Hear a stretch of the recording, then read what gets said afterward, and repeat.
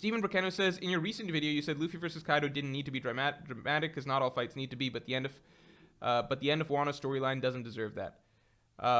Look, that's me basically recontextualizing, like, how do I say this? Wano, if you look at, this is one of the things that I talked about throughout the raid, and like this will be a big part of the Wano analysis video that is coming.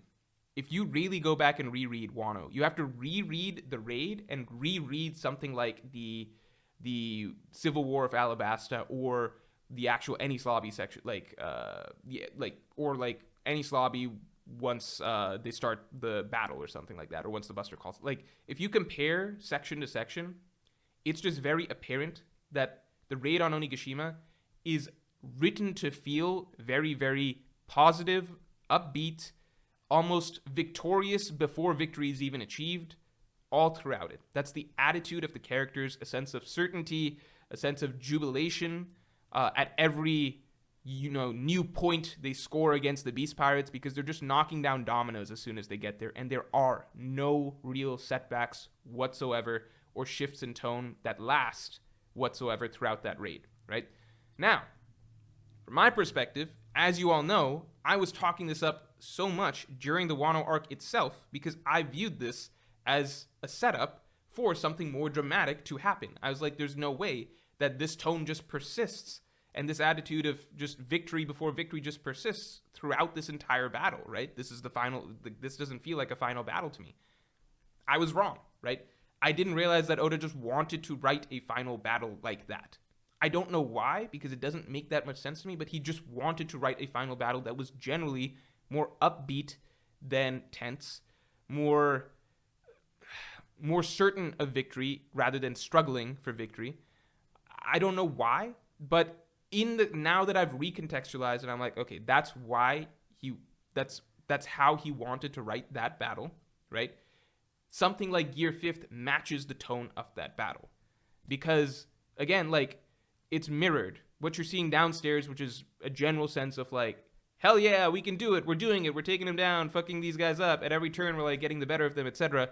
That's being mirrored in the fact that like upstairs, Luffy versus Kaido, it's generally not that serious of a fight in that they're both literally laughing, they're both having fun, they're not really talking about what the stakes of the struggle are, etc. They're talking more so about like how they're enjoying fighting each other, right? And that all of that the tone matches right across the board. I didn't think it was a proper tone for a final battle, but now that I'm looking back, I'm like, okay, different sort of final battle.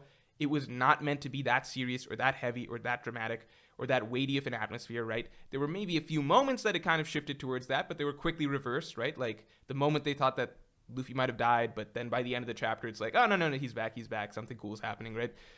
So there's some moments across 100 chapters that you can find that things were somewhat serious, but that was not the overall tone, right? So when you say like that's not what Wano deserved, well, I mean, like, Wano deserved a more dramatic end. My view is kind of just like, that's a totally different storyline than at the end of the day, because the way Wano played out, I suppose at the end of the day, is that we're supposed to understand that, like, this is just supposed to be like a really feel-good sort of victory for the Straw Hats, right? They're supposed to swoop in, beat up all the bad guys, save the day, and, Luffy's joyous, carefree, lighthearted spirit kind of raises all the spirits of the people of Wano, etc. Therefore, Gear 5th makes sense in this setup, right? But again, all of that goes to the opposite. Like, if you take all of that, right, it just wouldn't work in a different context, right? Like, imagine Luffy versus Crocodile, Luffy versus Lucci. Those are the sort of setups where everything is very dramatic, very serious, heavy atmosphere from start to finish. The battles between Luffy versus Crocodile downstairs or Luffy versus Lucci, etc., they're so gritty, so emotional from Luffy. He's not laughing or having fun at any point during those fights or anything like that, right? If Luffy suddenly awoke Gear 5th then and suddenly everything became really cartoonish, etc., like, imagine Usopp giving that really heartfelt speech, right? Like, it ain't like it's hell here. Get up, finish him off, Luffy yelling like no matter what, etc. If that transitioned to like Gear 5th and Luffy's just doing cartoon stuff on Lucci, right? And then it's just the Egghead battle, right? Could you imagine the Egghead style battle being the ending of Enies Lobby? No, that would be terrible. That would be extremely that would throw away all of the beautiful drama that had been built up to then. Same thing with if that's how Luffy versus Crocodile ended, right? Instead of the emotional Gomu Gomu no Storm, etc., right? Like Luffy's just like, oh wait, now it's goofy, now it's silly, now I can just do whatever I want to Crocodile, etc. Turn reality into a joke while a fucking civil war and people are dying upstairs is going on and Vivi's crying and Nami's in tears, etc. Those things wouldn't fit, right? So that's why I'm trying to say that basically Gear 5th, it made sense for the Wano conflict specifically because it fit the general mood of what was happening in the Wano conflict and the general flow of the Luffy versus Kaido fight. It would be really, really out of place if we went back in time and fit it into other conflicts, right? Like when Luffy's in Nami's room and he's seeing everything that Arlong has done to her, and he's just like, you think that you can use her, right? He becomes really angry, really emotional. He starts destroying the room, etc. None of that would work with Gear 5th. Like if instead of Luffy, like in that sense, Luffy awoke a really serious side of him.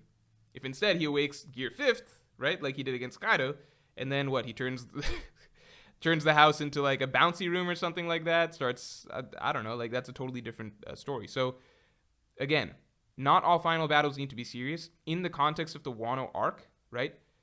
I think that if you compare Gear 4th, right, like Luffy was serious against Kaido when he went Gear 4th, right? If you compare that to Gear 5th, I think Gear 5th matched better the tone of how the fight had been going so far and how the general Wano battle had been going so far. So I think Gear 5th was a better sort of finish for the Luffy versus Kaido fight in that sense, right? I don't think it had earned the seriousness of like a really emotional defeat like during Gear 4th because it just like, what's that based off of? Versus like bringing out the happy, goofy, smiling side of Luffy as he had been throughout this arc, I think, and playing that up more, I think that made sense. So, yeah, it's just, I think I'm rambling on at this point, but basically, I think for the Wano storyline, the way that it played out, I think that Gear 5th was really good for the ending of that.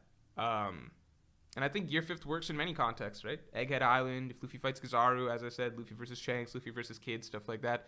Where it wouldn't have worked is probably something like Luffy versus Lucci, right? Like passionate speech from Usopp segues into Gear 5th, terrible. Same thing with Crocodile, with everything, like all the actual genuine emotion pouring out from all these characters and the terrible violent stuff happening upstairs. And then downstairs, Luffy's just goofing around, terrible.